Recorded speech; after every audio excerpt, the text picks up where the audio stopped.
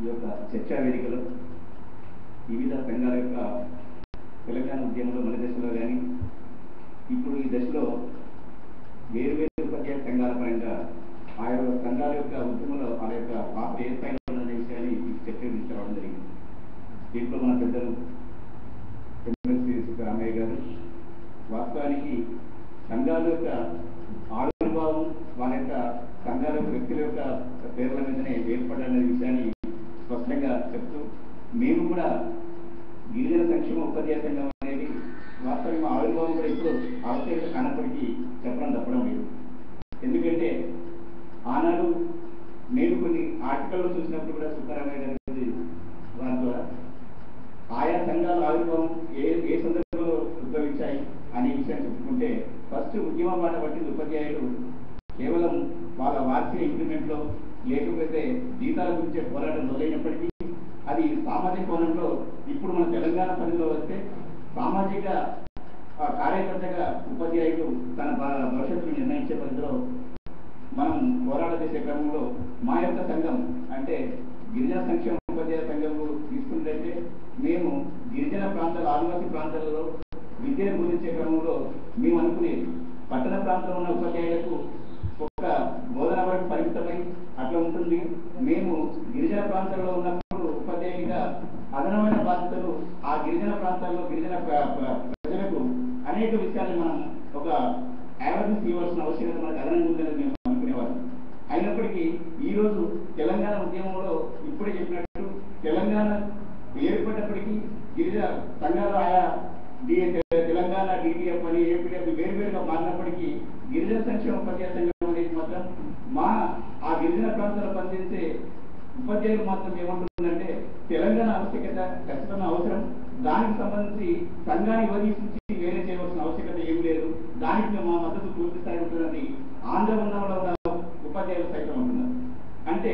ఇక్కడ కొంత పాలన పరంగా దీని దొడ్డిదారిలో ఈ యొక్క తెలంగాణ ఉద్యమానికి కొంత కుట్రమని పాలకపక్షాలు చేస్తున్న భాగం కావచ్చు, దానికి ఈ ఉద్యమం ఎన్నో మార్పులు జరుగుతుంది. ఈ జరిగే క్రమంలో మనమందరం అంటే మేధావుల వర్గం కావచ్చు పైకెళ్ళి రేపు రాబోయే తెలంగాణ ఏ విధంగా ఏర్పడాలనే అంశాన్ని మనం ఇప్పుడే చెప్పినట్టు ఖచ్చితంగా మనం దాని యొక్క దిశానిర్దేశం ఏ పద్ధతిలో ఉండాలని ప్రణాళికబద్ధంగా ఏర్పడినప్పుడైతే దానికి స్పష్టమైన తెలంగాణ ఏర్పడుతుంది. దాని సామాజిక కోణంలో కూడా ఆయా దళిత బలహీన వర్గాలకు కూడా ఇప్పుడు ఎప్పుడైతే సమైక్య ఆంధ్రులు ఎట్లయితే పాలన చేసి మన యొక్క తెలంగాణని నిర్వీర్యం చేశారు, అదేవిధంగా మేము గిరిజన ప్రాంతాల్లో పనిచేసే క్రమంకి వచ్చినట్టయితే అక్కడ ఎస్సీ ఎస్టీలకు గిరిజన ప్రాంతాల్లో భూ అన్యాక్రాంతం అయితే ప్రధానంగా స్పష్టంగా కనుకుంటుంది. అక్కడ పేదవాడికి ఆదివాసీ ఉండే ఓ ఎకరం భూమిని కూడా వాడు చేసుకునే క్రమం కాకుండా మిగతా వాళ్ళ సమైక్య ఆంధ్రులు వచ్చి ఉదాహరణ తీసుకున్నట్లయితే ఇప్పుడు చింతూరు కోనవరం ఆ ప్రాంతం తీసుకుంటే ఏటునారం చుంచువెల్లి మల్లూరు మంగపేట ఈ పరిధంతా కూడా వాస్తవానికి గోదావరి పరివార ప్రాంతం అంతా కూడా ఆ భూభాగం అంతా కూడా ఉదాహరణ గోందరపేట పూర్తి స్థాయిలో 3000 ఎకరాల భూమి కూడా పూర్తిగా సమైక్య ఆంధ్ర చేతిలో ఉంది. ఇప్పుడు ఈనాడు ఏ అధికారి వచ్చి కూడా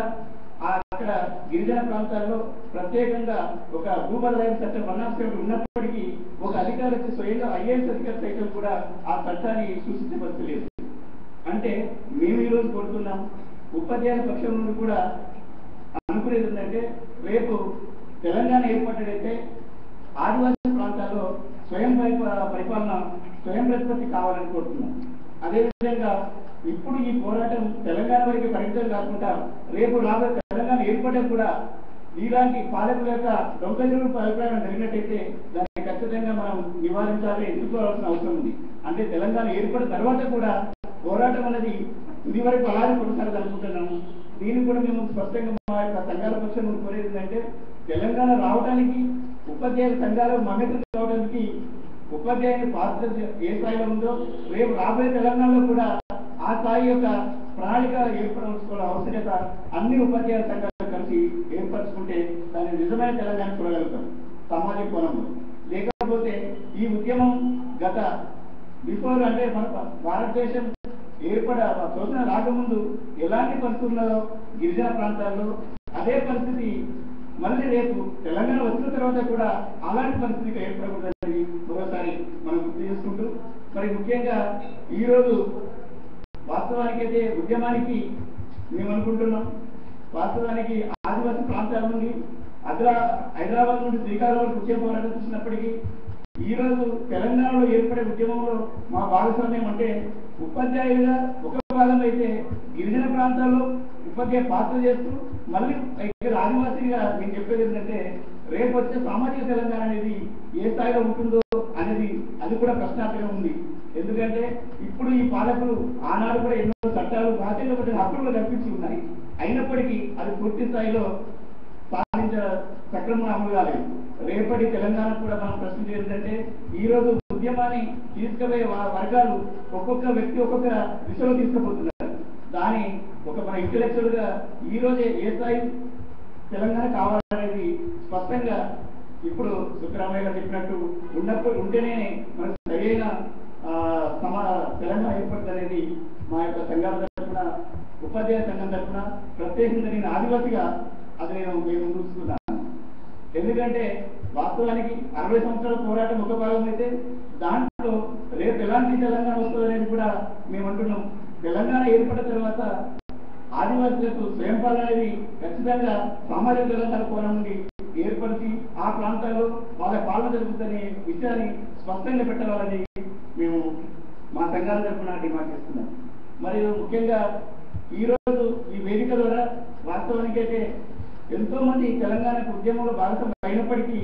ఒక్కొక్కరు ఒక్కొక్క దిశ వచ్చినప్పుడు ఆ మధ్యంతరంగా ఉద్యమాన్ని అణచివేయటకు వాస్తవానికి అది ఏ స్థాయిలో అణచివేయబడుతుంది, దానికి ఉన్న